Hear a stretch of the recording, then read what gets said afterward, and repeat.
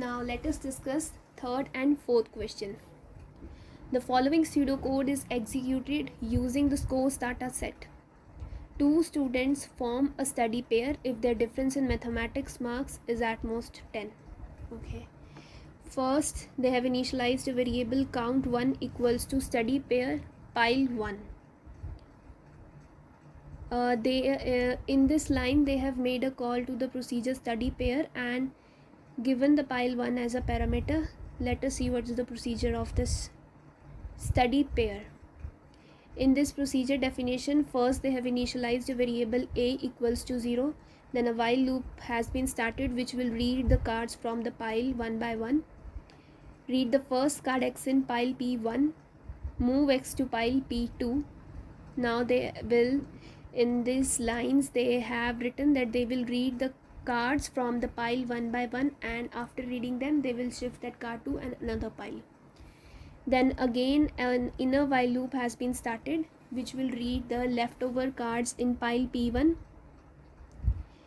I can say that this simply means that कि हमारे पास एक पहले पाइल p1 है जिसमें हमने सारे कार्ड्स रखे हुए हैं. हम उसमें से एक एक करके कार्ड्स को रीड करेंगे. Let it be named as x. उस कार्ड को रीड करने के बाद हम उसको दूसरे पाइल में डाल देंगे. जब हम उसको दूसरे पाइल में डाल देंगे फिर से हम एक लूप लगाएंगे जिसमें हम पाइल p1 के जो बचे हुए कार्ड्स हैं उनको रीड करेंगे. मतलब कि फर्स्ट कार्ड तो पाइल p2 में चला गया. अब उसके बाद जो सेकंड कार्ड है वो हम वहाँ से हम रीडिंग स्टार्ट करेंगे और हमने उसको नेम दे दिया है y. Read the first card y in pile p1. After reading that card y, that card y will be moved to another pile p3. Okay, first card हमने रीड किया, उसको pile p2 में डाल दिया. फिर से उसके बचे हुए कार्ड्स को रीड करेंगे वन बाय वन. एक एक कार्ड को रीड करने के बाद एक और पाइल बनाई p3 और उसको उस पाइल में डाल दिया. अब now we are having an if condition. If x dot mathematics marks minus y dot mathematics marks is greater than equal to minus 10 and less than equal to 10, then they have updated, or we can say incremented variable a. Okay, then they have implemented variable a. अब जो हमारी inner while loop है जिसमें हमारे पास हमने first card read करके pile p2 में डाला, left over cards pile p1 के एक करके रीड किए और इफ़ कंडीशन को चेक किया. That difference is greater than equal to -10 less than equal to 10 means that difference should be in this interval. और वेरिएबल a को हम इंक्रीमेंट करते गए. जब हमारे पाइल p1 के सारे कार्ड्स रीड हो चुके हैं फिर हमने इस ये वाइल लूप टर्मिनेट हो जाएगी. फिर जो भी कार्ड्स हमने पाइल p3 में डाले हैं वो पाइल p3 में जो कार्ड्स हैं वो कार्ड y से हैं. कार्ड y से होंगे मतलब कि सेकंड कार्ड से.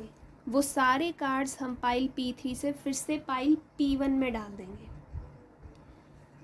और सभी कार्ड्स को पाइल p1 में डालने के बाद फिर से हम one by one pile p1 के कार्ड्स को रीड करेंगे. और अब जो रीडिंग स्टार्ट होगी वो सेकंड कार्ड से रीडिंग स्टार्ट होगी. तो हम ये कह सकते हैं कि हम एक एक करके p1 पाइल से एक कार्ड लेंगे और उसको बाकी सभी कार्ड से कंपेयर करेंगे और डिफरेंस चेक करेंगे और जो भी वो डिफरेंस होगा इफ़ कंडीशन को मैच करते हुए तो a को इंक्रीमेंट कर देंगे. इसका मतलब ये हुआ after the completion of the while loop they will return the value of a. So we can say that here a will count the number of pairs of cards which are having the difference between the mathematics marks less than equal to -10 and greater than equal to 10. Okay, now we will again move to the initial part of the code. Now they have used a while loop. While pile 1 has more cards, read the first card x in pile 1.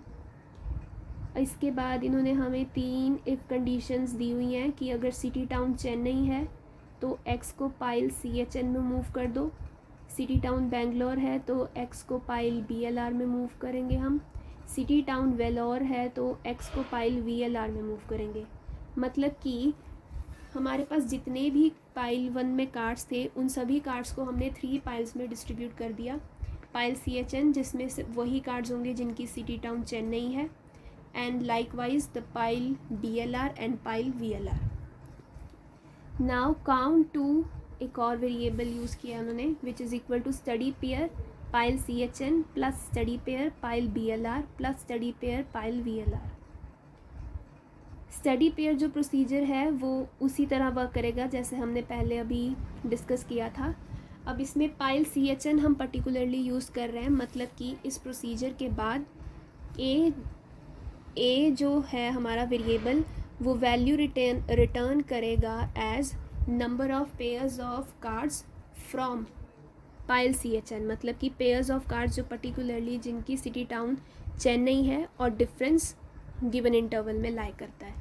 Similarly pile BLR number में ए count represent करे variable A represent करेगा number of pairs of cards जिनका city town Bangalore है और उनका जो difference है mathematics marks का वो as per the given condition है, and same will be for pile VLR।